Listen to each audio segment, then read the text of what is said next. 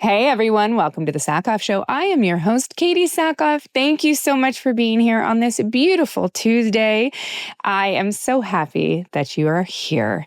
Before we get into who this guest is this week, I want to remind you all to stick around for the Hindsight, where my producer Jeph and I talk about the episode and the guest, and we also answer your questions in a thing called the mail sack. It's really fun time. If you've not stuck around for the Hindsight, I highly suggest you do that. Make sure you send your comments and your questions and just your general love to the sackhoffshow@gmail.com. We really appreciate you. And now for this week's guest. I am so excited. I have known this person for so many years, but they've only just recently become a good friend. And my only regret is that we weren't friends sooner, because I adore this person and I just find them to be one of the most interesting human beings. Well, I'm just going to tell you who it is because I'm going to ramble all about him. This week, we're talking to Terry Matalas. If you don't know who Terry is, he has literally had his hand in so many extraordinary TV shows. He created 12 Monkeys. He was an executive producer of MacGyver. He wrote, directed, and executive produced Picard and really helped bring that show into what it became toward the end. He is an executive producer of the new show on Netflix, Magic the Gathering. Look out for that one. And he is also bringing to life Vision Quest on Disney. He is just phenomenal. Such a smart, amazing writer. There's nothing that he cannot do. And I am serious about that. He's just extraordinarily talented and he brings such a love of genre to the work that he does. I can't say enough about it. I'm just going to continue to go on and on and on about him, but I want you to get to know him. So I'm just going to get out of your way right now and let you get to know my friend, Terry Matalas, a little bit better.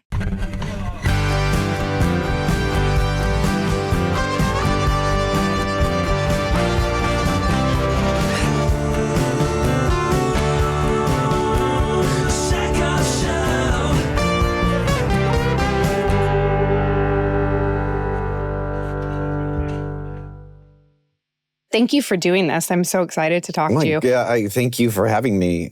Are we? Is it on? Are we doing it? Is it recording? This is it. This is the thing? We're recording? This is the thing. Okay. And I have questions. I have questions for you, Terry. I feel like I should probably just be interviewing you. No.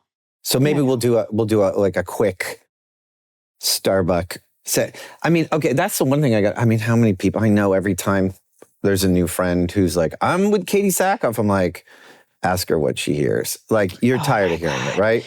Do people come up to you at like the grocery store? They do. Say, yeah. They do. And I get a series of questions. And this is what we were talking about. Specifically, Jeph and I were talking about you. Because when I first moved to California, I saw Biff at Tom a Wilson. mall. And I was like, one of the first famous people I've ever seen in my entire life. Like one of the movies that like shaped me wanting to be an actor. One of the movies that like made me fall in love with Michael J. Fox. Like loved science fiction with my dad growing up. And I was like, and didn't say anything. But then Jeph told me that the story is that he has a card that he carries around with all the questions that people normally ask him. Right, yes. And he just hands them the card. He's got a great stand-up routine about it, where he literally sings a song about all the questions about Biff. I'll send it to you. Please send that to me. Yeah. I just had Ron Moore on the podcast, and I sat him down, and the first thing I asked him was, what the fuck is Starbuck? Excuse me, what the frack is Starbuck?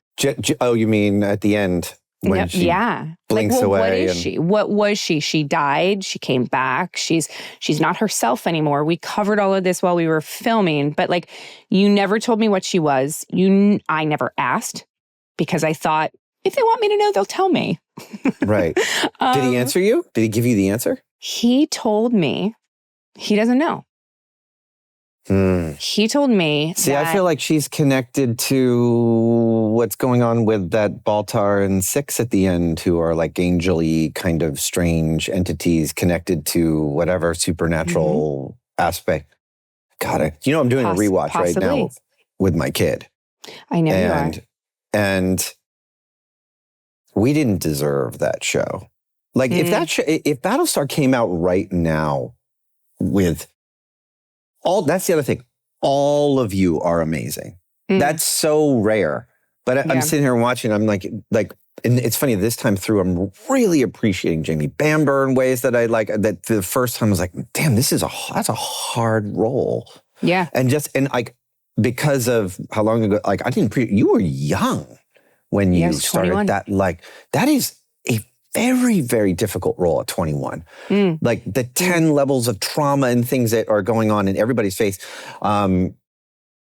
I was Mary McDonald. I was just talking to her, and the fact, just that introduction of her discovering she has cancer, they just cut away and you're just on her face, and all the things that all of you are playing. Anyway, it would just be such awards bait now. People would be going insane if it came out. I know. Everything happens for a reason, and the timing of that show, I think, changed. It was one of the shows that changed television, I think. Serialized television started with that, The Sopranos, where, and I think that it really did change the way that people viewed science fiction. I think that science fiction fans always knew that that science fiction, if done correctly, was used to cover some really heavy topical issues. And I don't think people actually understood that until Battlestar Galactica. Yeah. I was just talking about this the other day with a friend of mine, another Emily Hampshire, another actress, and I was like, we got to do a binge watch of Battlestar. She's like, it's called Battlestar. I go, it's not that. And I just started to do my pitch of the show. And I was talking about the abortion episode, which, and if you say that to somebody, they go, oh, thanks a lot. And I'm like, but that's the thing. It comes at it from a wildly unexpected place of, this is a world that's lost everyone. There's 1,500 or how many people left. And so now suddenly you have an ultra liberal president going, yeah, we got to ban that. Yeah. And coming at it from that angle. If we need people.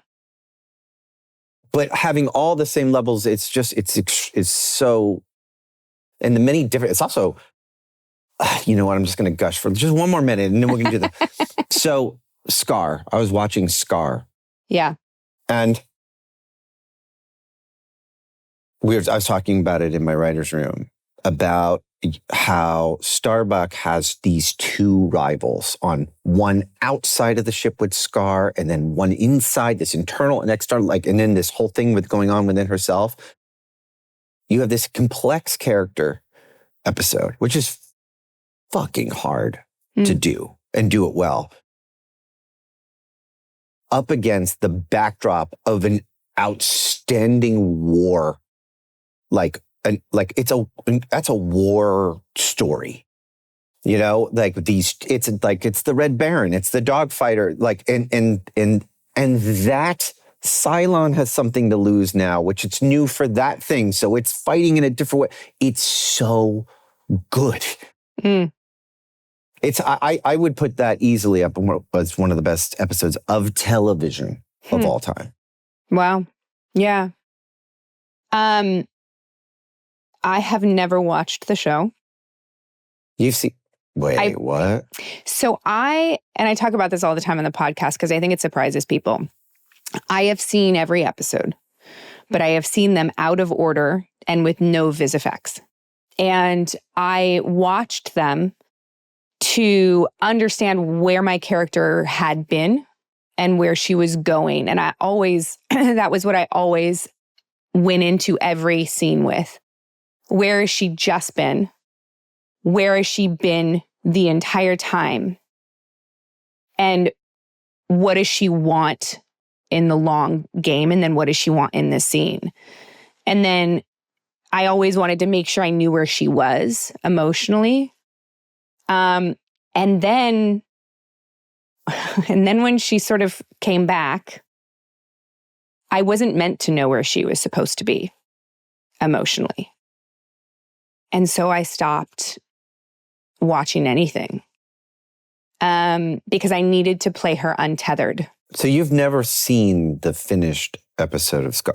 See, that you are going to be like, you're really in for an amazing, like you're going to walk away and be like, we did, because there's times I've had to walk away from a project because when you're making it, you can't see, even when it's out and you finish it, and you're like, and people are like, that was amazing. You're like, yeah. And all you see are the cracks and the flaws. And there's been a few things now that I've been like 5 years away from it. And I sat down, I wanted to show somebody a clip from it. And then you're like, oh, wow.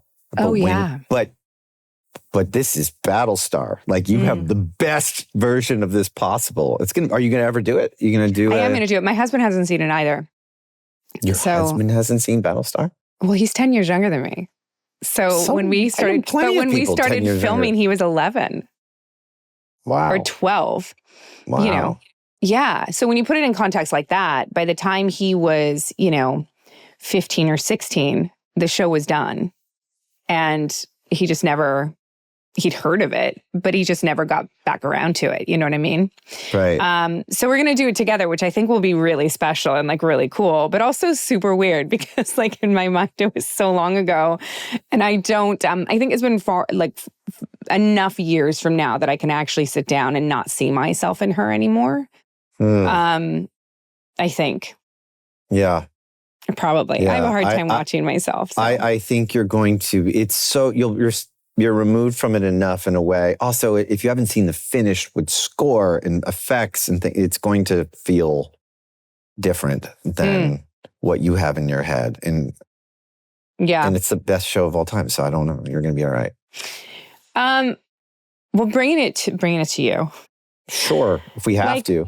Well, I think that 12 Monkeys in a lot of ways still exists in the conversation because it managed to do something that is incredibly difficult to do, which is take the timeline and the time frame of time travel and like take that and whilst continuing to make that logistically make sense and make sure it all lines up, which is incredibly difficult to do, you created these beautiful emotional stories for your cast members who were phenomenal. So what comes first in a situation like that? The emotional arcs of your characters or the time travel aspect? And how did you bridge that? That's thank you for saying all that. It would depend. It would depend on, because sometimes you come at it from a character point of view that's as simple as, let me go back. The question you always get when you make a time travel thing is like, where would you go if you could travel back in time, right? And everybody's like, I'd go see dinosaurs or I'd go to the future, right? And that's your first instinct. But if you really had like one jump, the answer is going to be something emotional. Like you're probably going to go back to a moment in time in which you could tell somebody you love them or you didn't, or undo a thing that is very specifically emotionally tied to who you are. So that is like time travel only really works when it's emotional. Back to the Future, like what you're just talking about, it's about a guy who's got to get his parents to fall in love. Like, and you're just like, how do you not root for that? And then high stakes. It's so high stakes. And then when that kiss happens on that dance floor, like it's the perfect movie. Even though his mom is trying to have sex with him through half of it, but it's totally fine. That's just a side story. It's totally fine. This is fine. Yeah. It's fine. It's so funny when you're like, when we saw it, it kind of just, you kind of realize it, but you kind of like goes over your head. And now when you watch it now, you're like, wow, we were just okay with that. It's true. We were like, oh, great. This is fun. So you can start there, but then sometimes it's like, well, what if you had to go back to the same place 4 times and there's 3 different versions of you running around and you just come at it from the sci-fi point of view of it. So it was that, and it was also trying to there hadn't really ever been, at least that I know of, like a time travel war where there'd be multiple time travelers working against each other. And so you got to ask yourself, what's the motivation behind that? And that usually is also behind, like, you're not going to, the future sucks, but I live in it with my kid and I'm not going to let you erase my kid. Right. And so to build that relationship, you have to have a strong thing too. So there really was no one way. We had an extraordinary writing writer's room that really got along. It took a minute. Season 1, there was a lot of, I think, from the network, like, the movie, do the Bruce Willis movie, do the thing. And there's not a lot. The show that wasn't 12 Monkeys, I had actually written a script called Splinter with my writing partner, Travis Fick, at the time. And it got turned into 12 Monkeys once. It got sent around town. Atlas was like, we've been trying to crack this. It's kind of like 12 Monkeys. We think you did. And I was like, sure. I mean, this is one of my favorite films of all time. But I think in season 1, they were a little afraid of too much time travel. Like, even nowadays, there's not a lot of time travel on the air because people just get lost or it doesn't work. We were in a unique thing where, because of Battlestar Galactica, they were ready to go harder. Same with network Sci-Fi. for people that don't know. Yes, right, exactly. Yeah.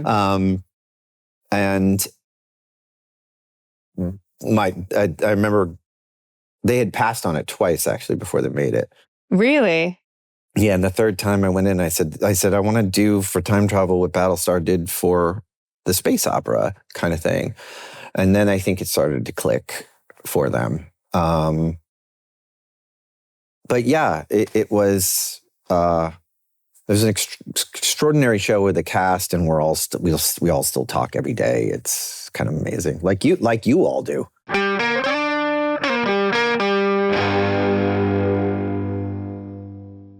This episode is brought to you by Raycon. Father's Day is just around the corner, and I have been thinking a lot about my dad and what he has taught me in life. My dad is a builder, so he is the roll your sleeves up and do the hard work yourself type of person. My dad gave me that. My dad also gave me my love of movies. And I spend a lot of time on planes watching movies. And I need a really good set of earbuds. So does my dad. So this Father's Day, let's treat our dads to a pair of everyday earbuds by Raycon because they deserve to relax, recharge, and enjoy their favorite music, podcasts, movies. And the calls are crystal clear. Raycon's everyday earbuds are the perfect gift for dad because they are water and sweat resistant. So the gym is easy, or he's busy with those endless work calls. These earbuds come with ANC, that is active noise cancellation, which is often difficult to find in such an accessible dad-friendly price point. Go to buyraycon.com/Sackhoff to get 15% off site-wide. Right now, Raycon is offering up to 15% off site-wide when you go to buyraycon.com/Sackhoff. buyraycon.com/Sackhoff. This episode is brought to you by EveryPlate. Do you think that you need to spend big bucks or tons of time in the kitchen to make delicious food at home? Think again. Last night, we had the most amazing Southwest pork flautas. It was so good. I made it with my daughter. You guys know that I am big on this. My daughter loves to cook in the kitchen, so if she can help me, it makes it even better. And the food was so good. It was done in less than 20 minutes. It was absolutely amazing. The crispy chicken strips, so good. Kid approved, and the food quality, you can taste that it's fresh and it's healthy. And I absolutely love that, especially when I'm giving food to my children. Tonight, we're having the creamy mushroom steak, which I love, and I can't wait. I am a meat and potatoes girl at heart, so I'm really excited to try this one.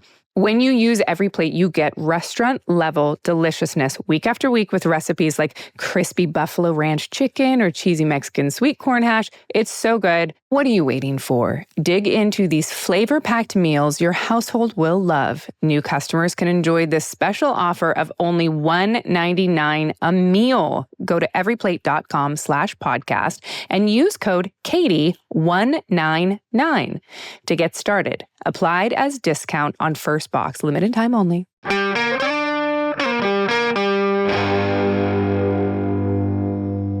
I know, and it's funny because I have for so many years tried to figure out what it was about Battlestar, and I've had it twice. I had it with Longmire as well. Like what it is about those shows that kept the cast so close, whereas I've been on other shows and nobody gives two shits about each other. Yes. And I've tried to figure it out. And I think I finally got it when I was doing research on you actually for the first time. Because I know you have it with 12 Monkeys. And I know based on an interview that you did, you welcomed your child and you lost your father during that time. Yeah. I think in a show where people are allowed to bring the things that are happening in their lives to work every day because you can't avoid it. And your coworkers allow you to do that. And what you're going through in your life permeates the skin of the characters that you're inhabiting, whether it's the writer, the showrunner, the actors, the crew, whatever it is. And that group of people is there to embrace you. I think that's when it happens. Yeah. And it requires time. And it requires, I think, in a lot of times, location. Because you're going to work with these people. They become your support system. So when you go through big moments in your life, they are the ones that catch you. Yeah. And you're seeing these people more than you're seeing anyone else in your life. Absolutely. For 14 hours a day. Yeah. For a compressed amount of time. It's not even summer camp. I mean, it's such an intense. You're walking into a dark soundstage in which you have to be vulnerable and open in every way just to make these scenes work. It is. I mean, it's a privilege. It's really hard. I mean, it's hard to say goodbye. Really hard to say goodbye. I think we talked about this. I don't know if you remember, but our mutual friend, Dr. Ron, invited me to the series finale of Battlestar. You were he was your plus one and I was his plus one. I don't even know how it worked. Technically, you got me into. Well, because he was my plus one. And then he said, do you care if I bring someone? And I was like, no, of course not. Like, I don't even know if I had like the power to do that. But I was like, the more the merrier. Well, I got him into, I was like, you got to watch. He's like, really, man? Battlestar Galactica? I'm like, just trust me. And then and then you met entirely. Anyway, but I was in the room for, everyone was there. The whole cast was there. And I'll never forget it. I had to go watch the finale afterwards independently because it was so emotional. Like you could feel it in the room. Everyone saying goodbye to that show. It was there was just I felt intrusive being there. There were like three there and then I was next to, and there was Jamie there and Mary. It's that and talk about an ensemble. There's a lot of you. There's a lot of you, more than most shows. Yeah. 10. I think it's the first show, American show, that went up to Canada and had Canadian series regulars, contracted series regulars on that show. Yeah. And we had so many, so much so that when Michael Trucco showed up in season 2, I think, Right. he and I had an ongoing joke because his number on the call sheet was 39 and mine was 4.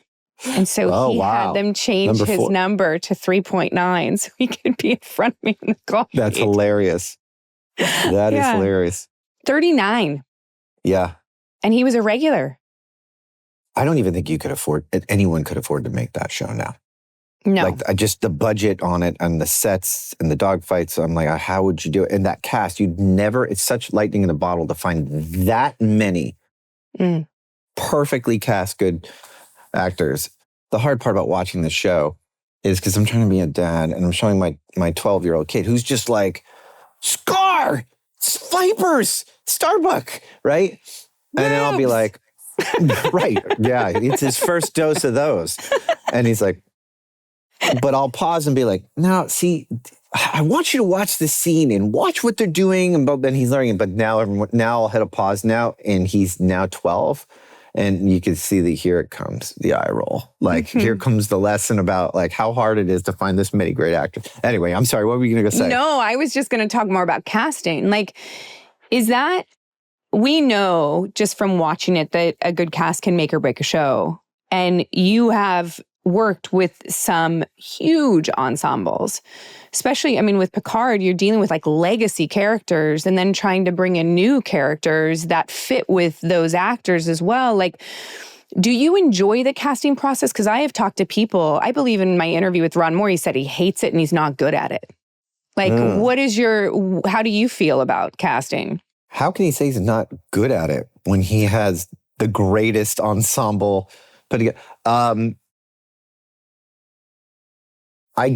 tell you why I don't love it, because the pressure is on.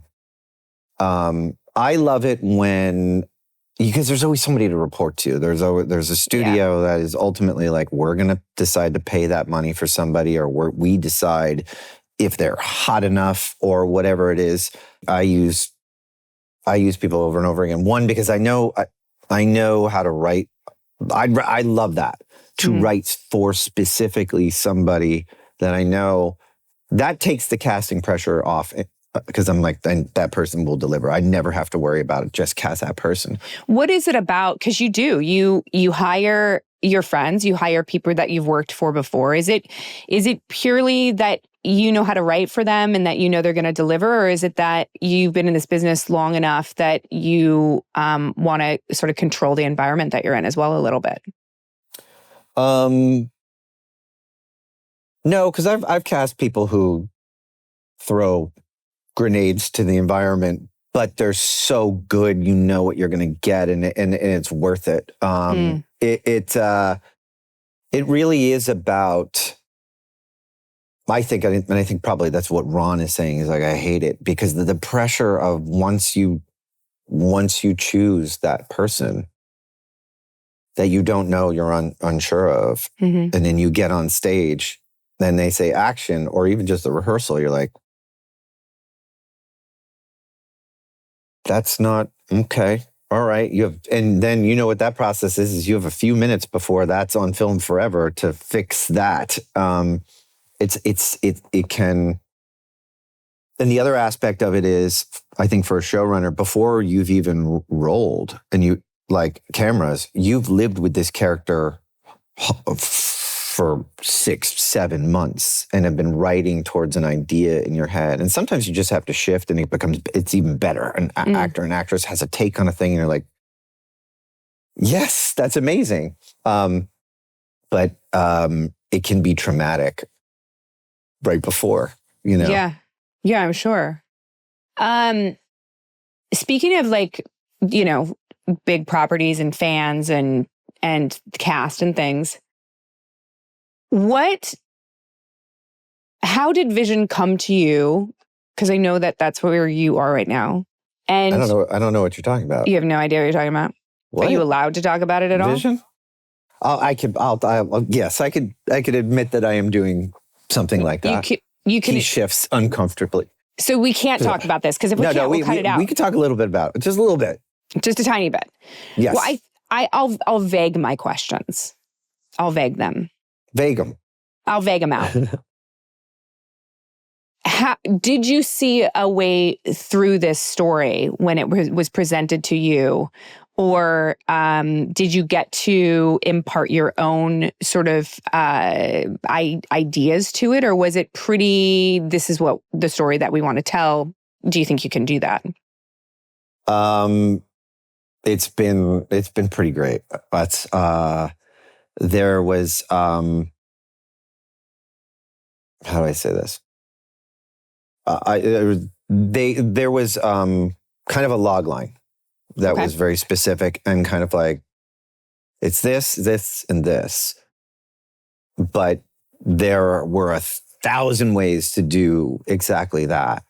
And it was an opportunity. I'm trying to figure out how to vaguely respond to you, but an opportunity to be like, okay, if you want to do this, well, then you kind of also want to do this, this, and this. And so it became this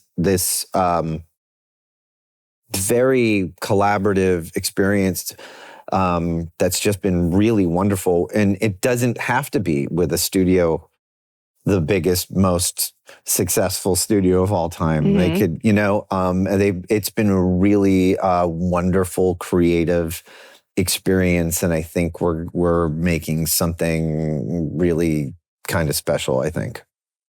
Perfectly vague. Yeah, but it's been, it's also scary because they're like, go do that crazy thing you want to do. Mm-hmm. And then you're like, oh, wow, it's a big stage to take a big swing on. And, but I think we're in a really good place, I think. How do you take a story and stay true to the canon that's already set up, and still put your own creative spin on it? Well, I think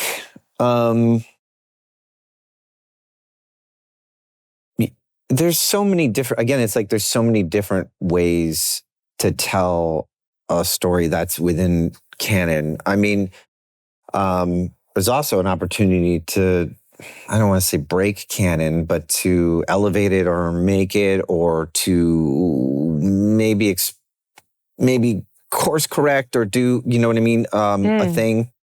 So I like it. Usually it gives you an opportunity to tell a more interesting story. And I'm going to use Battlestar as a jumping off point. You watch that pilot, and I'm in the rewatch of it. I could do a TED talk on this, by the way. But how much backstory gets across within like 10 minutes about Adama losing his son and his estranged son, and then Starbuck knew both of them, and blah blah. That's like 15 minutes, right? So now you've stated that's the facts. This is the history. There's some surprises you may not know about what Starbuck did about the thing, right? It's the same thing with canon, where there's an established history that can work for you. You're like, hey, did you know this happened? There was a war about this, that. Oh, well, that's great. That person could have been here. It can be fun. Where it gets really hard, I think, in cases like Star Trek or Marvel, is when there's so much of it. You want to do a thing that's like a great story, but it actually has been done on a thing that you didn't even know happened, or it's, and you're like, or is being made at the same time. On Picard, on Star Trek, there was a couple of things where there were multiple series. There would be 2 animated series, and a couple of times we all had to get on the phone and be like, wait, what are you doing? Wait, we're doing that. You can't do a thing with ships that are automated. And so, that's where that's a little tricky. But again, like, what a high class problem. Yeah. You know, I definitely. say that now. I say that now when on the podcast, but like there have been times where I've been like, come on. I can't even imagine how like The Simpsons do it. Like on season 52 25 or whatever. Yeah, exactly. Yeah, sure, it's more than that at this point. Do you take into consideration the fans at all? Are you a fan? So is it easier for you? Does that come into your mind at all?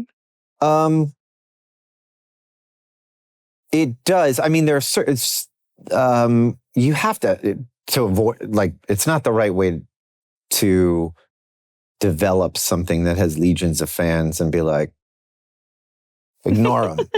But at the same time, that could be,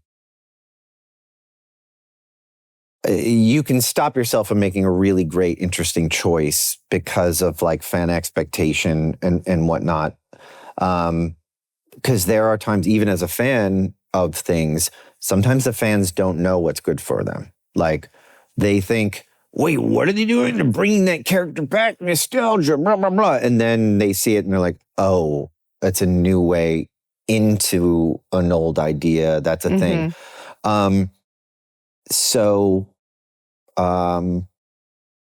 Yes, but carefully so. Yeah. For Star Trek, it was a tough thing. You know, there's so much Star Trek. There's so much Star Trek. And you can tell any kind of version of a Star Trek story. And my take was very much on the Star Trek that I grew up on. And so, and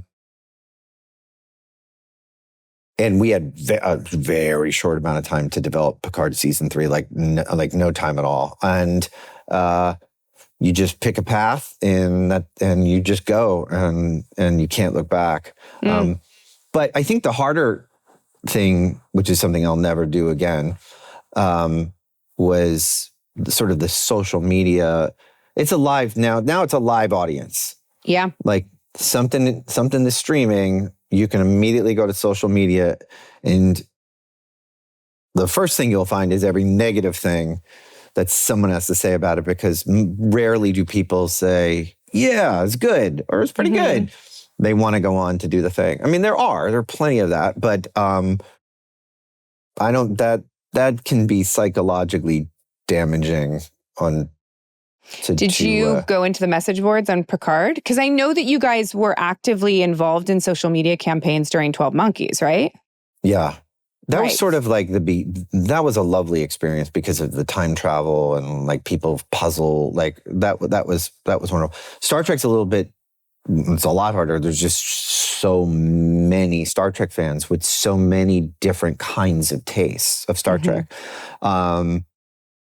And they all are my Star Trek, and that's not my Star Trek. And so that was probably, that can get in your head, and then you have to, until eventually, there was Jonathan Frakes, who was like, that's some bullshit. Don't do that. Like, it was like early on, she's like, no more. Like Jonathan is just, Johnny's, anyway. He's wonderful. He's the best. You've talked about Back to the Future like a ton. Yeah, it's embarrassing. Was that what started your fascination with time travel, though? I mean, it would make sense. Yes. Yeah. There was a couple of them. My dad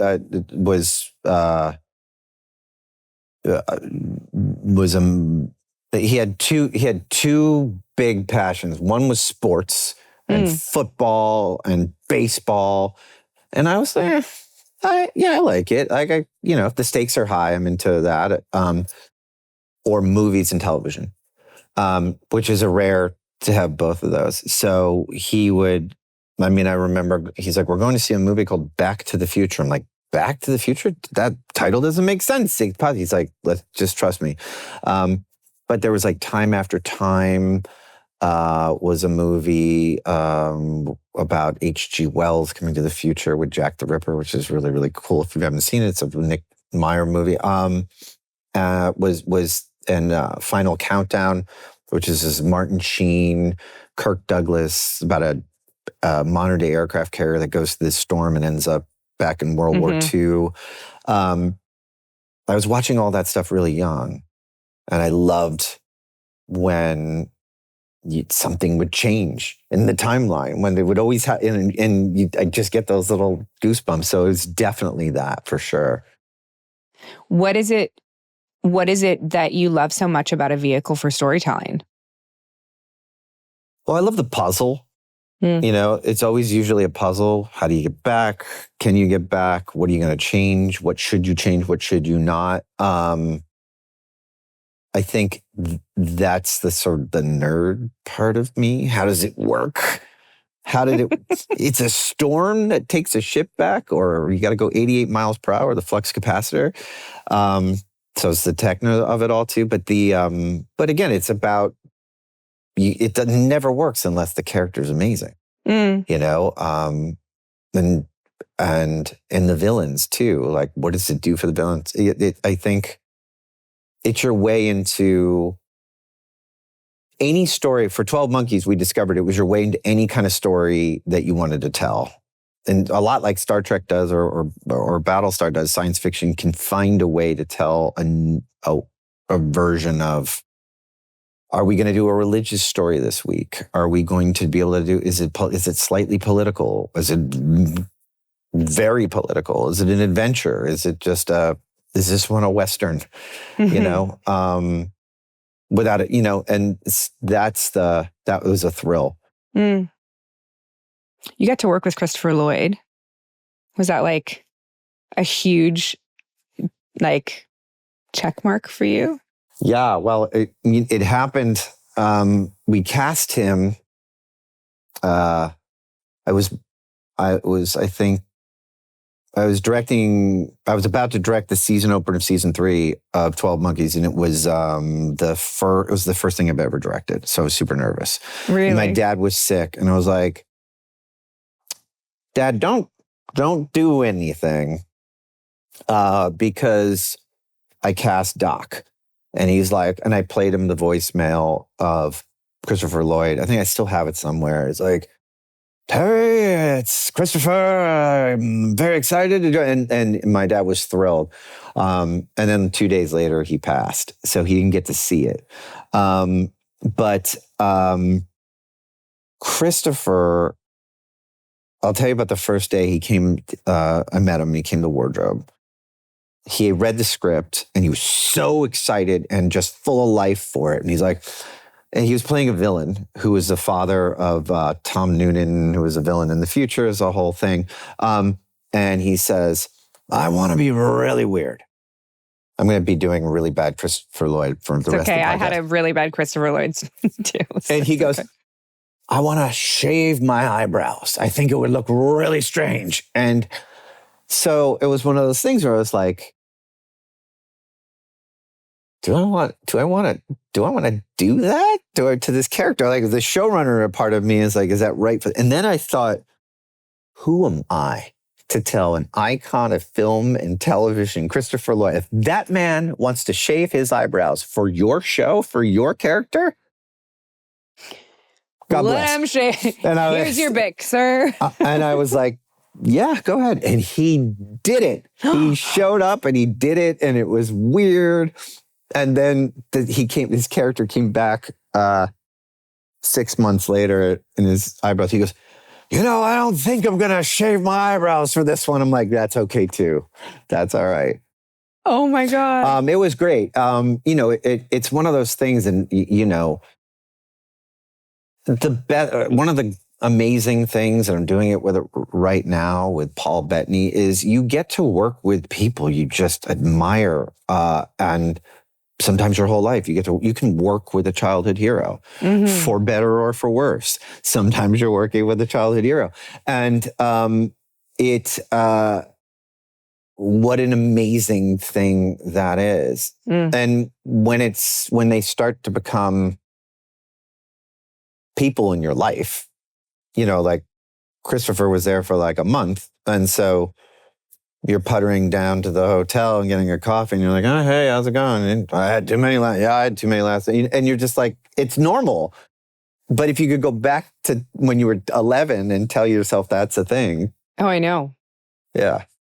How How did you manage to work after you lost your dad? Well, I did it in the most unhealthy way possible. I flew back to my mother and my brother, and we took care of the arrangements, had a couple of good cries, and was like, gotta go forward. Because we were just picked up for 2 seasons, to say, which was like an extraordinary, nowadays, my God. Yeah. And you get to tell the rest of the story of your saga. So, what you were talking about earlier is when you're around artists and your friends and they support you, you can put that into the work, and you can write towards it. But it wasn't until the show ended, when 12 Monkeys ended, I was mourning the show's going away. It was, and I realized it wasn't until my therapist was like, it's not just the show you're saying. And I was like, which is like, obviously, but I had to say goodbye to, I was saying goodbye to my father, but I wouldn't have been making this without all of his influence, without my dad taking me to Back to the Future, without all those things. And you get to a point, it's like every job's the last job. You're never working again after it. And it felt like I'm never going to make a show in which I could say everything I wanted to say, because 12 Monkeys it was time travel, but it was a romance. It could be philosophical about not looking back or not looking forward and staying in the now is real. There were things to say. You could do horror. You could do all the things.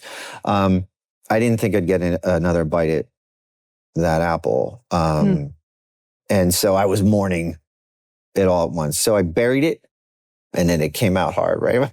Right when I said goodbye.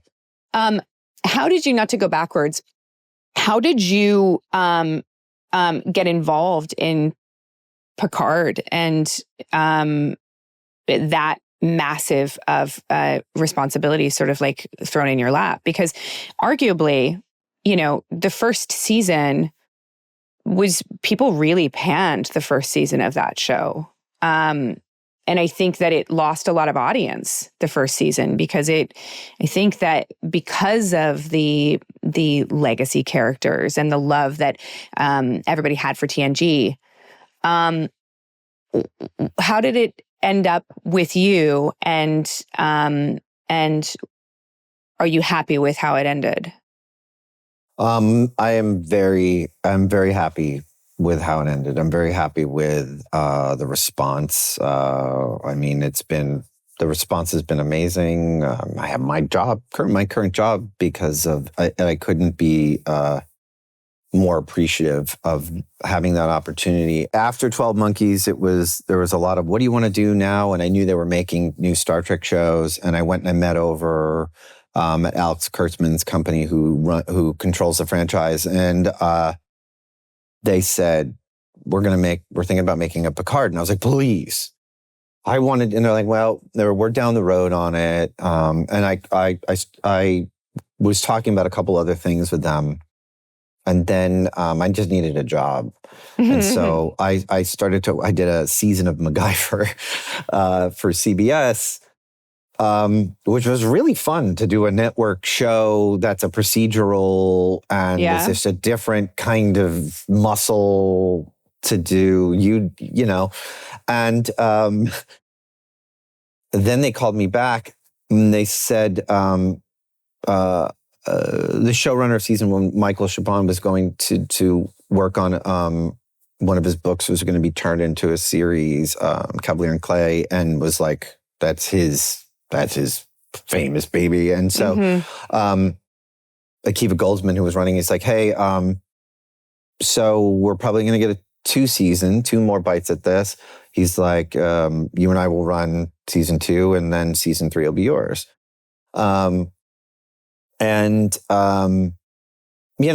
that was a lot of season 2 of that had a lot of Picard launched Paramount Plus. Yeah. So there was a lot of pressure on that. And Patrick vocally, as he had said, I don't want to be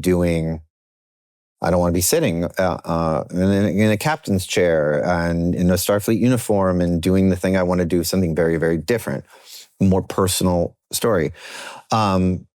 Which totally respect. And then I got in there and I was like, how do we get a little, maybe we should bring in, and so. Are you sure you don't want to? Yeah. So Akiva is a big Star Trek fan too.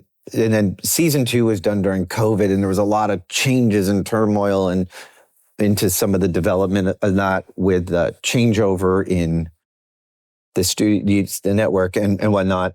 And then we got to the end of it. And Akiva's like, it's your turn. What do you want to do? And I was like, I want to bring back the cast of Star Trek Next Generation. And I want to go da.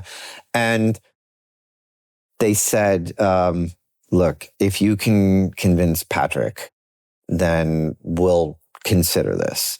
And it was tough because there was a whole cast in season 1 and 2 that were wonderful, but there was not the budget to carry them all. So there were sacrifices. It was terrible. It was a terrible place to be in. And I sat down with Patrick, and I brought him 1 or 2 bottles of wine, and I gave a long talk about, and he had already started to come around on some of the, Jonathan and Marina showed up in season 1. So he was in such a great mood. And we brought back Whoopi Goldberg for season 2 and John Delancey. And he was like, he's like, one by one, I'd like to have them all eventually. And I was like, what if that was the season? And I told him the story that I had to come up with really quick. And I was like, and the last character that we'll introduce is your old ship. We'll bring it in this way through a museum so that when you do actually have that reunion, it's the reunion where you started. Because the Enterprise is as much as a legacy character as anybody else. And so by the time it was done, I think we were a bottle and a half down, and he said, let's do it. Let's do it. And so I'll never forget, I raced out of his house. It was like I had stolen a suitcase of money from his thing. And I was like, he said, yes, we're going to do it. And then we called them all up and had these Zoom conversations. And now it's LeVar Burton, who I'm like, and I told him, and you're going to bring back the Enterprise. And he started to cry. And then I started to cry because it's LeVar Burton. And it was wonderful. And the tone of it changed. It was a different, it was very much a different show, but it was the thing I wanted to see. I mean, you look back and you wish you had more money to do or more episodes to do anything because it's so fast. But yeah, we were really proud of that cast is another example of people who still talk every day. Oh, I know. That is a family. I know. When it ended, LeVar's like, just so you know, Christmas, we all get together for I'm like, and then I didn't realize that was an invitation. I was like, wait, I'm part of it to the Star Trek Next Generation Christmas. Was the child in you dying? Because I grew up on Next Gen as well. And when I first met them all at a convention, and then when I was welcomed with open arms into the group because I was dating somebody who was in Star Trek, and then that got me into the group, and then we broke up, and I thought I was going to lose them in the divorce, and I didn't. I was so right. I was so happy. Yes, the pressure was extreme, and they were wonderful. But there was such a responsibility I had. I didn't want any one of them doing anything they didn't feel like their character would do. So they have a lot of time to think of it too. That's all they do. They go, you go to a convention, you talk about your character. It's just they know it better, and so being collaborative with them was amazing. I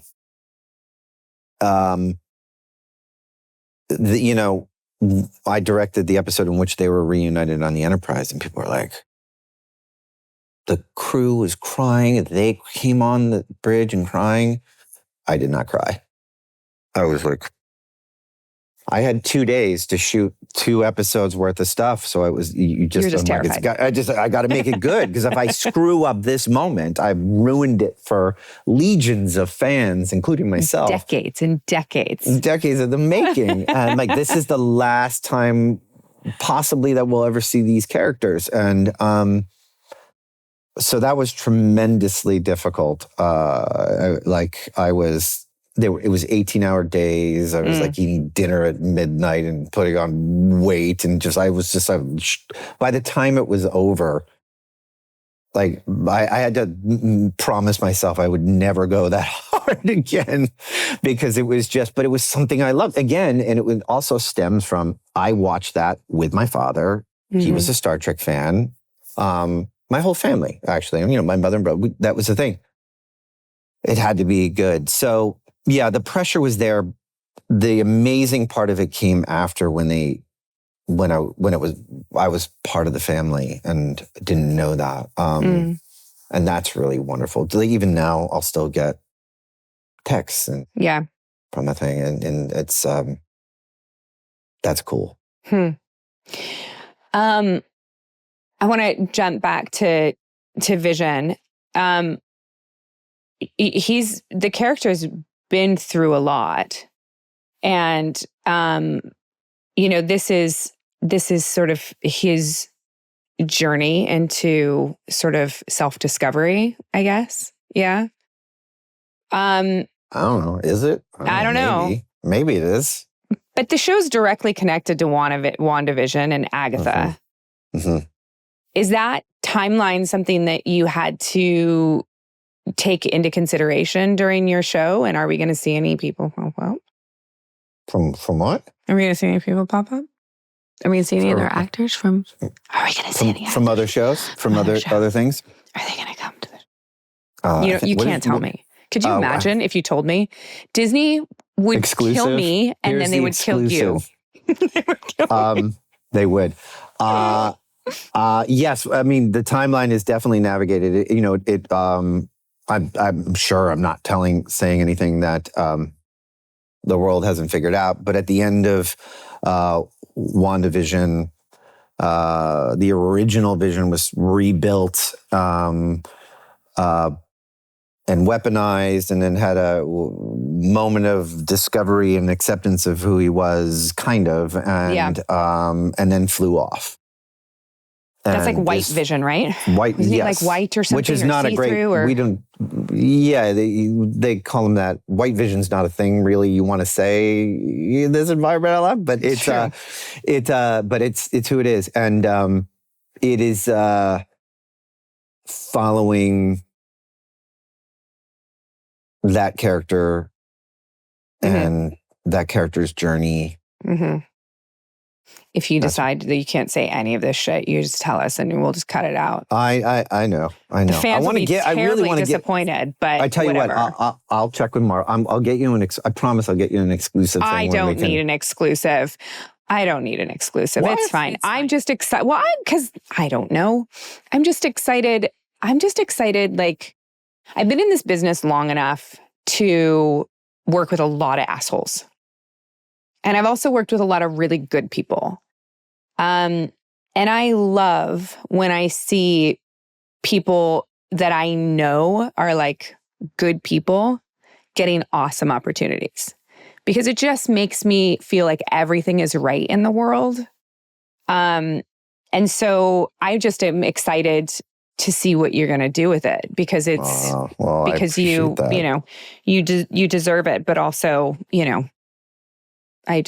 you're a good person, obviously. Again, any friend of Dr. Duran's is a friend of mine. Well, I don't know about any one of his friends, but I'll at least definitely you. Are you allowed to talk about Magic the Gathering? Yeah. It's been announced, right? It's been announced, yes. Yes. Why animation? Well, that's I love animation. I mean, I grew up with. It's not an anime. It's a big, giant, expensive CGI wonderfest.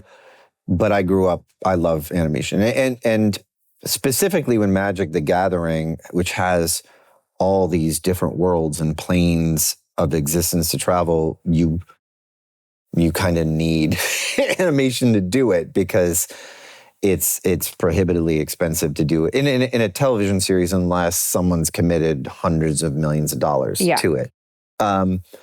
So it's the right.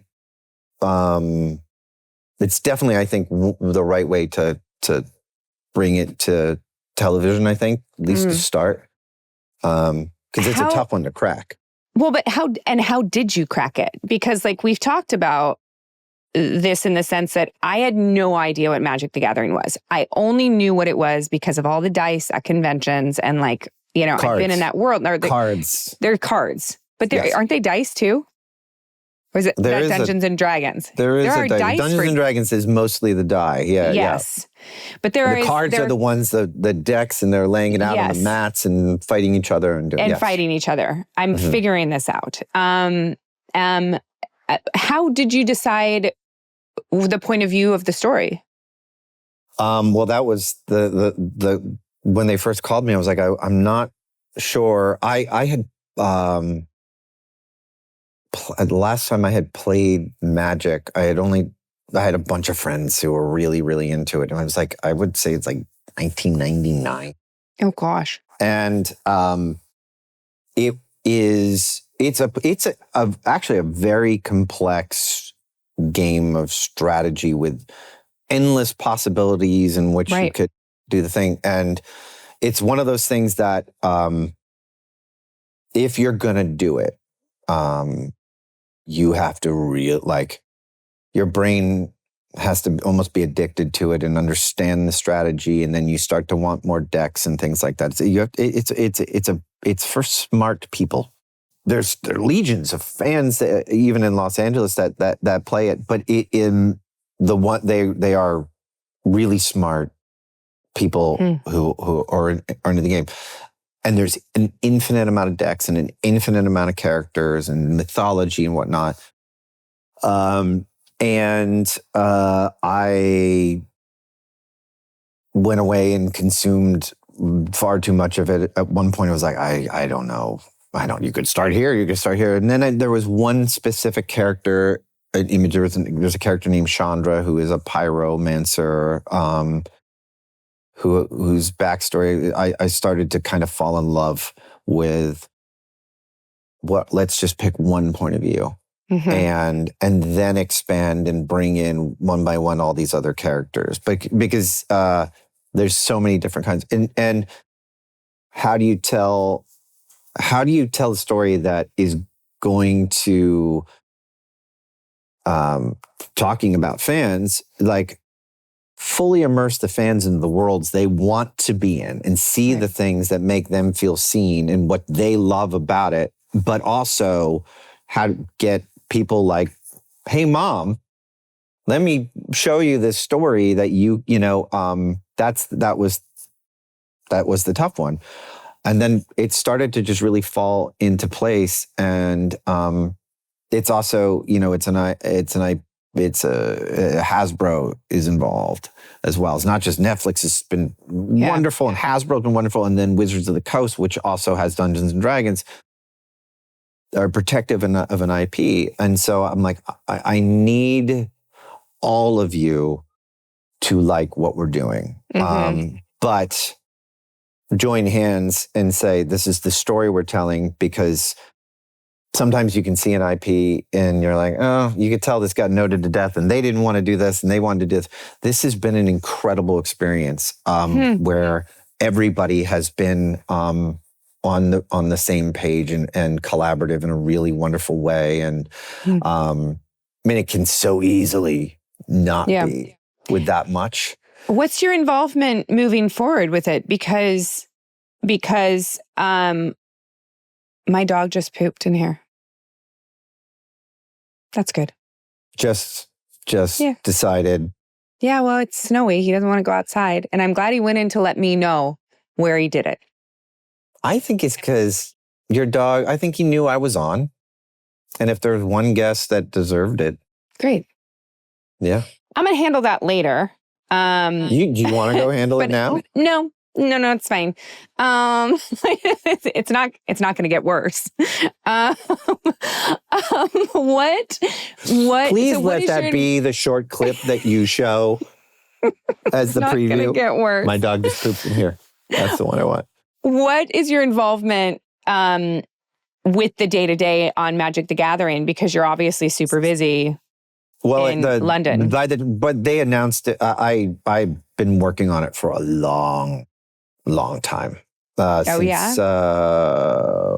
we, 2025 now? No, 24. Yeah. Since before the writer's strike. Oh, wow. And so they were all written.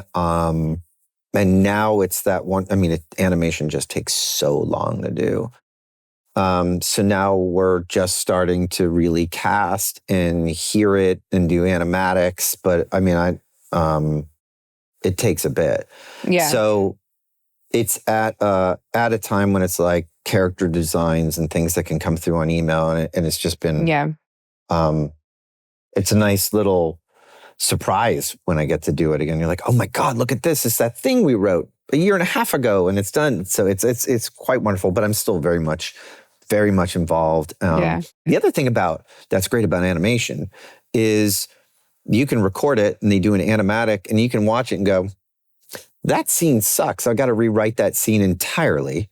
And then they call the actors back and they do a thing, and then you can fix a problem. The thing you cannot do in live action unless you have hundreds of millions of dollars to go back for major reshoots. You can that's just part of the process.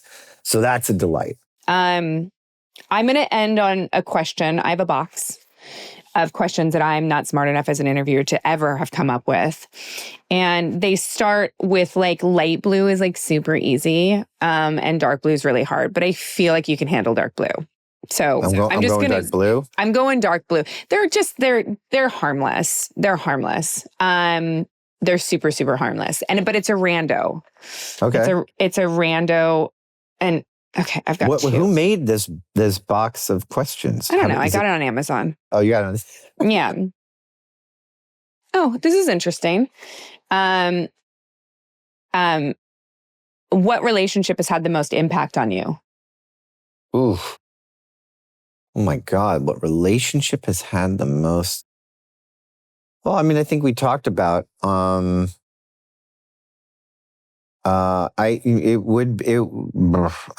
my mother and my father. I think really I was lucky that they were both, they embraced the pursuit of creative endeavor. When I wanted to be an actor when I was in high school. Really? And and I went to this performing arts high school that was like this East Coast, New York, New Jersey, like fame kind of thing, and doing musical theater and stuff in the morning. And that's how I was like, I was raised with that. Oh my God, that sounds glorious. And, there were a lot of relatives that were like, you're going to let your kid throw away his career and that kind of thing. And especially my dad, who had very strict Greek. I'm half Greek, so I'm from my dad's side. And they were like, you can't do that. You're going to turn your kid gay. And you're like, that's not how that works. All right. And so, and just like, what a waste of money. He'll be poor forever. It's all the things you hear. And they were just like, shut up. We're going to support what he wants to do. And it's how I am as a father, which is like, find the thing.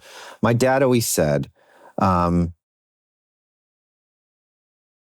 pursue a job and something that makes you happy, and then it'll get hard, but it'll never really feel like a job. And believe me, I have almost screwed up this career path in so many ways by by not graduating. I didn't graduate on time in high school because all I was doing was writing plays. And I was like, fuck math. I don't need math. Who needs to do trigonometry? I did the same with Spanish. I was like, oh, I need this to graduate? Yeah. Oh, I just thought it was like a suggestion. Yeah. It turns out complex, like, what was it? Calculus. I was like, no. This is not, I'm never going to do this. And so I just didn't, like, you have to pass these things. My poor parents, they had to put up with so much. But so that relationship and that support of that, because I know so many, and you probably know so many of people who've gotten in this and their parents are like, no, don't do this. Yeah. And have shamed them even for pursuing it. And it's those people who kept going. Those are the, that's hard. That's, you know what I mean? Yeah. So I'm pretty grateful that I had, I think my dad very much had an artist's soul stuck in a banker's job, crunching numbers. When I really think about the guy, that must have made him miserable every day to do from the things that he really enjoyed. And my mom would play music nonstop all the time. And they're very much artists who didn't have that outlet. So, and I'm grateful that they gave me that. It's so funny. I feel like my parents were the same way. My dad builds houses, but he taught himself to draft and design houses. And he's very artistic and loves to cook and loves to, he's just really artistic. Gave me my love of film and television, like very similar with you. My dad was like showing me things I should have never seen when I was a kid, but explaining like, let's watch The Forbidden Planet as like a metaphor for like, all of these crazy things. But my mom was a teacher, and she always said that the reason why her students loved her so much, students would come up to my mom 15, 20 years after they graduated and with us around talk about how much she influenced their lives and blah, blah, blah. And my mom always said that her job as a teacher was not to teach. It was to entertain her students and slide the teaching in. Yeah. And so she would stand up in front of her students and like sing and dance. And she said one time during a math class, she sat in a garbage can on the top of her desk. Like things like that. And she's like, and these kids were learning because it was fun. And so I also think that my parents were closet artists that followed the college path and the route that they thought that they were supposed to. Yeah.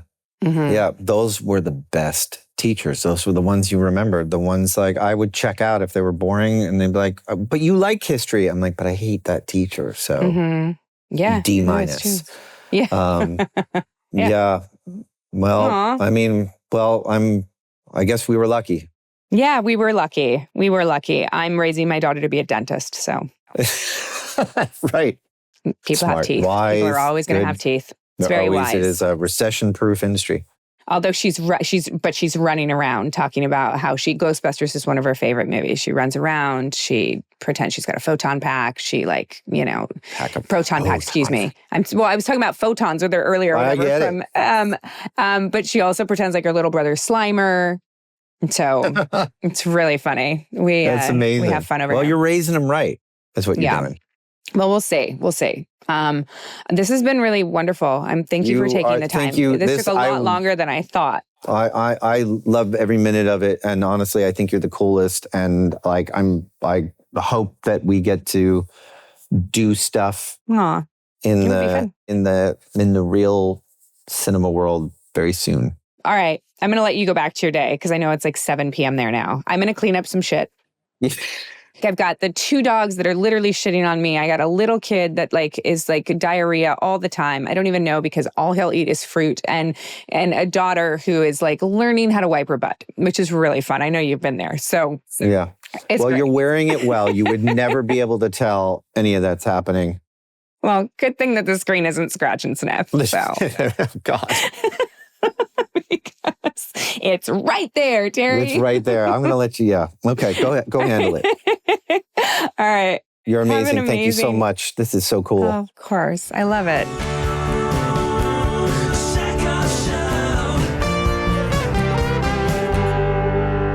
Hey, Hey everyone, welcome to the Hindsight. Thank you so much for sticking around. I love it. We love it. We love you. Hi, Jeph Porter. How are you, Mr. Producer? So respectful today. Am I being respectful? That was very nice of you. I'm great. Thanks for asking. It felt super nice. It did. It felt very respectful. Thank you, welcome. ma'am. You're welcome. Thank you, Miss Sackhoff. I really like Terry Matalas. Yeah, he's great. I mean, I'm super jealous of his career, but he's great. It's pretty amazing. Yeah. It's pretty amazing. Yeah. I remember meeting him at the Battlestar Galactica finale screening. Yeah. And I think we brought up Ron Benbasat, the doctor extraordinaire who literally has weaved together this spider web of friends, introduced me to Terry because he was Terry's. Well, I feel like Ron was my +1 and then Terry was his plus. Like I invited Ron and then Ron's +1 was Terry. It was just such a funny thing. But I remember meeting him, but I didn't get to spend any time with him. And I've watched his career over the years, but it never, for some reason, I forgot that we are both such good friends with the same person that like that was my in. Yeah. You know what I mean? Yeah, I should have just like been like, hey, Terry, I love what you're doing. You're amazing. Can I pick your brain about this shit? And I never did. Was that before 12 Monkeys? That was before 12 Monkeys. Yeah. It was right as 12 Monkeys was sort of like becoming a thing at Sci-Fi from what I understand. Okay, great. Yeah, I mean, he has worked on some of the greatest franchises ever, like Star Trek, 12 Monkeys, MacGyver. I know he kind of was like, yeah, I did a season of MacGyver or whatever, but like MacGyver is awesome. I know. He, I feel like he and I are similar in age, as are you, but we all grew up with the same shit. Mm-hmm. Like I remember watching MacGyver on TV. Like if somebody came to me and said, hey, do you want to remake MacGyver and be MacGyver? I'd be like, back up. Yeah.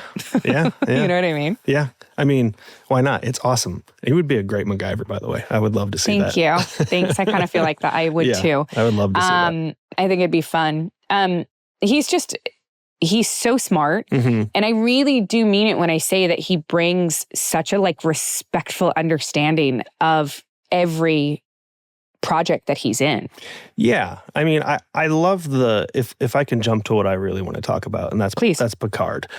I love the story that he tells about convincing Patrick Stewart to do the season 3 arc. And I want to just say, if anybody gave up on Picard, because the first 2 seasons are rough, but season 3 is incredible. And it makes 1 and 2 worth it. And listening to Terry talk about how he got Patrick Stewart to agree to that final is incredible. And, he talks about how the crew was crying during that and everything. I was watching that. When I watched that on TV, I was crying. It's just like, Katee, you got to watch season 3 is what I'm saying. I think it is so interesting how many people in my life I know have like are responsible for Star Trek. Yeah, what a lucky world. I have so many friends and acquaintances that are like, oh yeah, I created Star Trek, or oh yeah, like I was in Star Trek forever. Oh yeah, it's such a like I feel like if we could go back in time to like 10-year-old Katee and like tell me that this was my life. Yeah. Whilst sitting next to my father, just because he would love to hear it too. I think that we both would be like, yeah, right. Go fuck yourself. Yeah. You know what I mean? I mean, it's sort of like, for me, like, we've done this. We did the live show and we've got another one coming up, and just meeting some of these people for me is I'm probably experiencing what you experienced 20 years ago when you first started doing conventions, just like casually getting to meet people in these environments, people who, I grew up watching and really enjoy is such a thrill. But also like, you have to kind of keep it professional, and you got to be like, oh yeah, I'm in the same boat, dude. Like that's what's so funny about conventions is that it used to be like back in the day as an actor, that if you knew of an actor and really respected their craft and the stuff that they did, unless you worked with them or like happened to bump into them or had like mutual friends, you never met those people. Yeah. Ever. Yeah. I find myself at all times in green rooms with people that I find just to be absolutely extraordinary and just extraordinarily talented. Yeah. Carla Gugino the other day, like literally talking to her about like Flanagan. Yeah. And like in a green room and like talking about Spy Kids and how my daughter loves Spy Kids. And like, it's just like amazing to be able to talk to her about all of these things. And then like, you know, like Skeet Ulrich, like these people that I like absolutely love. And like, buddy. You know, like I just, there are so many, I could just literally go on and on and on about the people that I get to meet. Yeah. That I've never worked with that I love. Yeah. I've been rewatching Star Trek on topic here so I can talk about it. Okay. I just finished my rewatch of The Next Generation and I realized that I've never watched the original series. So I started watching the original series and it's great. What do you mean? You never watch it like in order or like you've just never watched it at all? Never watched it. I mean, I've seen an episode or two here or there, you know, like I've seen the hits, like the Tribbles episode and stuff like that. Jeph, you never watched like the entire original Star Trek? You're loving to do this right now because of the shit I give you for not watching Battlestar, right? I am so fucking amazed that like I've watched all of the original Star Trek and you have not. Yeah, well. I mean, granted, I was like 6 and like I don't remember a lot of it, but I am very 100% positive I've seen the entire thing. Well, I'm rectifying that now. I'm trying to watch it, but it reminds me of like, I'm just watching this and like Shatner is just, you know, he's so compelling on screen and I can just see why he's an icon immediately out of the gate, you know, but then it just reminds me of like the few interactions I've had with him as a 90-year-old man are so, I mean, no shade against the man. He's an incredible icon, but you know, I think the last time I saw him was when we were in Indiana and he was eating a salad at a table, you know, and it's like, I thought of that because in the episode I watched of Star Trek, he gets served a salad and he's all mad about it. I also like in my brain, the fact that I got to work with George Takei still blows my mind. Yeah. I never had the luxury of meeting Leonard Nimoy, which like breaks my heart. Yeah. I also had the amazing luxury and just joy and honor of meeting Nichelle Nichols at one point as well. And so I just like, this is what conventions has provided for me, you know, like I meeting these people for the first time. Yeah. Talk about trying to not act like a crazy person. It is an extraordinary family to be a part of. And I know that Terry feels the same way because I know that he grew up just an extraordinary fan of Next Gen. And to be able to do what he did and put that bow on that show, I can only imagine how the kid in him is just, you know. He's got such love in the fan community because I think there was a fear that Picard was going to be the last time we were going to see a lot of these characters and it was going to end on a bit of a dud. And he managed to take what had been started there. And, you know, there were some good pieces to what was in there. And I know they were dealing with like COVID and stuff like that. So there was a lot of challenges there, but it didn't come together in a way that like Star Trek should and can, but it did in the end. And I think he gets so much love for that because he, as you said, put a bow on this beloved franchise. And it's possible that we'll never see those people together again. I mean, unless you're at a convention. Yeah. Possibly not. I'm really excited to see what he does with Vision Quest, because Terry's writing, and I think just his overall shepherding of a show. Yeah. It's so clear to me, and I cannot hammer this home enough because it's so true. He's such a fan of what he's doing. Yeah. And there's such a respect to it. And I think that he's such a great storyteller. I'm really excited to see what he brings to Vision Quest, you know, because not every one of the Marvel shows have hit it out of the park. Yeah, but I feel like in that continuity, they've been pretty good. Like, WandaVision was really great. loved. Yeah, if you guys didn't listen to that Sashir Zamata episode, you should go back and find that because she's in Agatha all along and she's fantastic. So yeah, it's a great show. And I think that lineage is done really well. And it's going to be interesting to see what he does with Vision Quest, considering he can't tell us anything. However, based on when we recorded this interview and when this is coming out, they should be wrapping up pretty soon. They should. And I have to give a shout out to my brilliant, talented, wonderful, extraordinary friend, Fran Howsam. Oh yeah. Because she is doing the makeup and hair design. She's extraordinary. She is Emmy winner. She is phenomenal. I met Franny on. Let me know if we should have Franny on the show. But I met Fran when I did a movie with Lucy Boynton called Don't Knock Twice in Wales, and that's when I met Fran. I think I might be the only person that calls her Franny. But I love her. She's so talented. And I've never met a person that is as kind and as joyful and as appreciative and humble. And she is just like, if she, you know who she is? She's fucking Mary Poppins. That's who Fran is. And she's Mary Poppins. We probably cut it out of this episode, but Terry actually surprised you when we started this interview with Fran. He did. I think he surprised both of you, if I'm understanding correctly.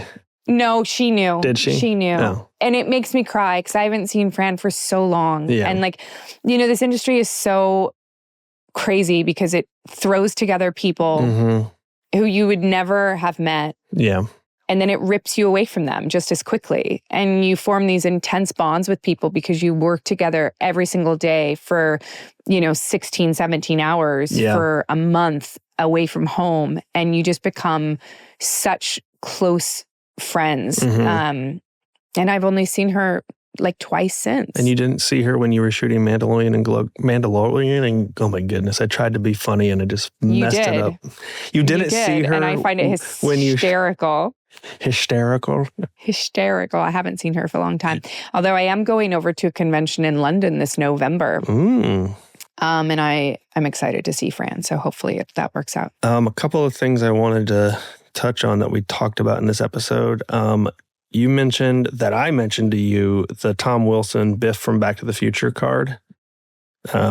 I have it. It's very, very, very long, so I won't read the whole thing. I've not told you that I just met him at a convention. Did he give you the card?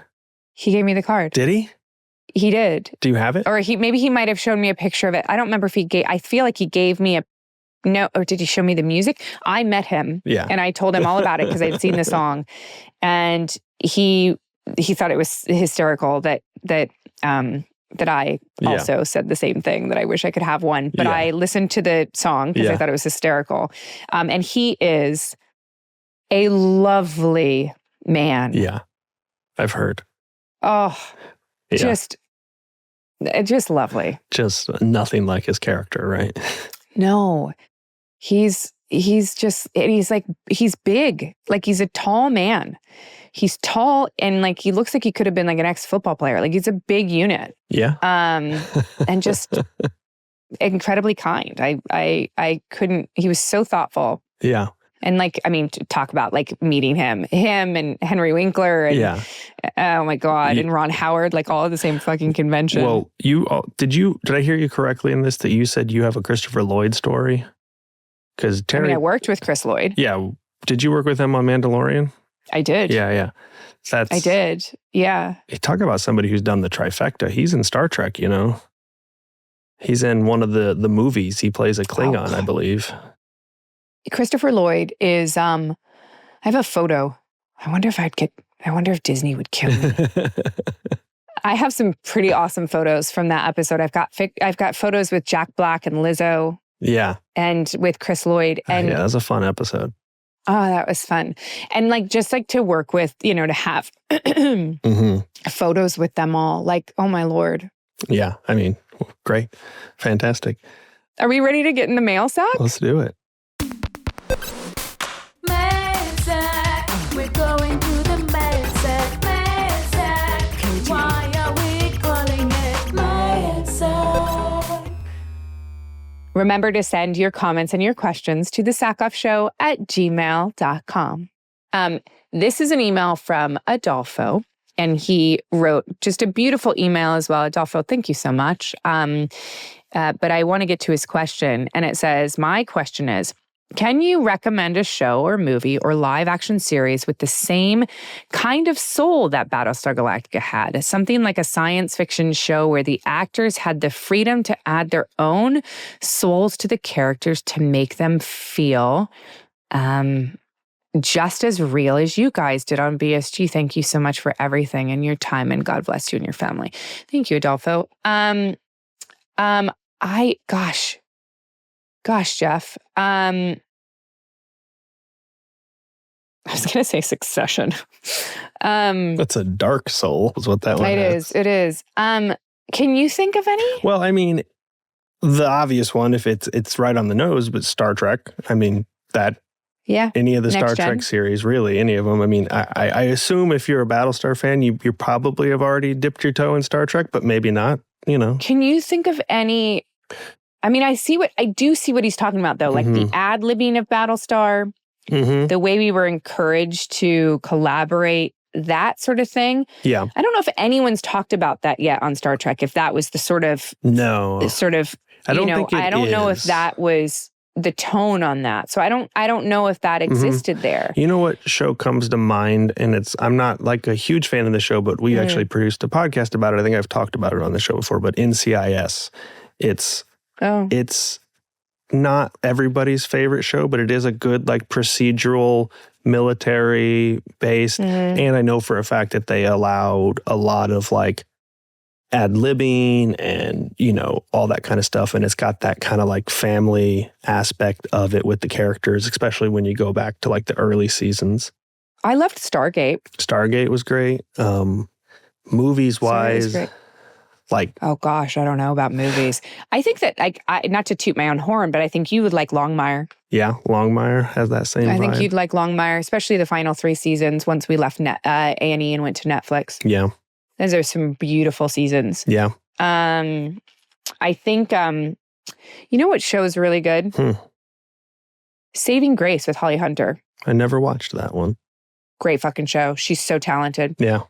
So talented. Yeah. Yeah. Yeah.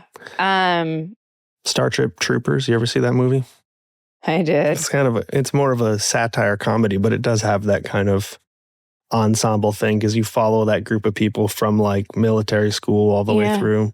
Yeah. You know, it's funny. I think now having talked to a couple people, I think any Christopher Guest movie has that same sort of collaborative feeling. In comedy, there's a lot like Arrested Development, Schitt's Creek, a lot of that stuff. Yeah, just talking to Sarah Levy about that. That's sort of like, for sure.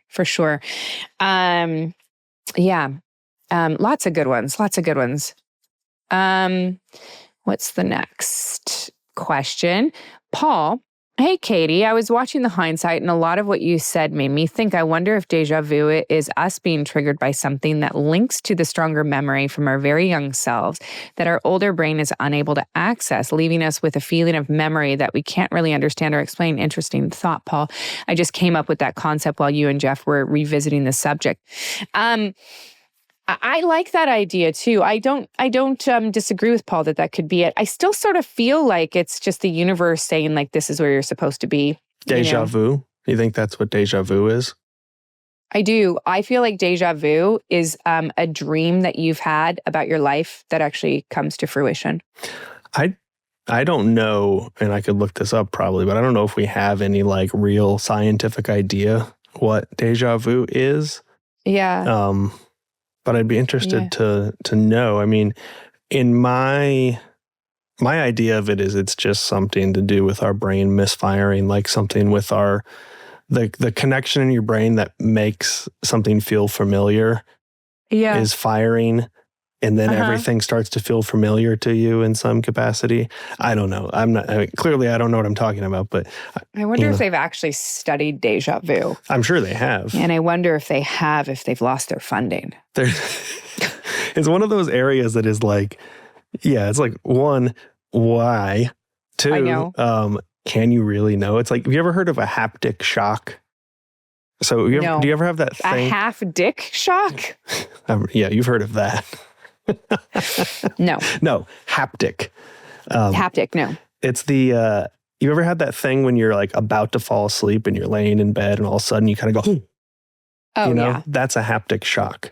And we have no idea where it comes from, why we do it. It's this weird little evolutionary hangover from us. And the best theory I've ever heard, it's only a theory because there's no way to test it, is that through natural selection, there were a group of apes that lived in trees, and the ones that had this weird mutation that would make them wake up before they were about to fall are the ones that survived, and the ones that didn't fell and got eaten by the leopards. And so that's passed down through millions of years to us now to where... Are there people who have never experienced this feeling of falling where you wake up really quick? I don't know. If you're out there and you don't know what we're talking about, please email us. Please let us know, because I would love to believe that I am of a greater species. Yeah, You know you're what I mean? the non-leopard eating kind. I mean, I experience it all the time. So Me too. Yeah. I'm gonna ask my husband. I'm gonna be like, do you know what I'm talking about when I say this? Or are you like, my wife is on drugs? yeah, let us know. Next question. Here we are. Matt, you know it's against the law, in my world at least, to talk about birthdays as many times as you have without mentioning the cake of choice. Cake is what makes getting older tolerable after you turn 21. Nothing else to look forward to. Happy birthday, Katie. We're still talking about your nothing birthday. else to look It's forward to. Jesus Christ. over a month later, we're still talking about your birthday. Yeah, right? Because they come up so fast. Yeah. My husband did the most phenomenal thing for my birthday. He went to this cake shop with my daughter where in order to taste their cakes, they actually have mini cupcakes. Mm-hmm. That's how you can taste the cake samples. So my daughter tried all these, obviously, cake samples. And she decided that instead of choosing one, they should order the cake sample mini cupcakes. Perfect. That's genius. So for my birthday, they got like 12, like a dozen mini cupcakes. And it was one of those moments. Did I tell you about this? We talked about this already. How she burned Probably. herself? Yeah. Yeah. All right. Yeah. But mini cupcakes. But cake is one of my favorite things. So Yeah. I am like a huge cake fan. You put cake in my face, I will eat it. It's hard. It's a hard thing to say no to. I can't even really eat most cakes because of lactose intolerance, but I break it all the time and suffer the consequences. Are you a frosting or a cake filling person? Like, do you like the cake or do you like the frosting? I mean, I like both. I don't like... But are you one of those people that, like, my husband will scrape the frosting off the top because it's just too much for him? No. And I'm like... I mean, it depends on the cake. Like, if it's really laid on thick, I can't do too much of it. But if it's a nice, like conservative layer of frosting, yeah, it tastes good. I will take his frosting off his plate and put it on top of mine. Fucking love it. Chef's kiss. Any kind of frosting. Yeah. Love it. Out of the tube. Yeah. Yep. Love it. All right. Should we say goodbye to this group of people and get into our extended version for our patrons? Yeah. You guys, if you want to be a part of our group that we're sort of this community that we are forming here, which I absolutely love, we do have a Patreon. You can check the links for all of that stuff. Come join us. There's some perks and just we love having it. So and we do an extended hindsight, which we're going to do right now. So if you're not one of our patrons, we love you anyway. And I can't wait to see you next Tuesday. And that is most certainly what's up.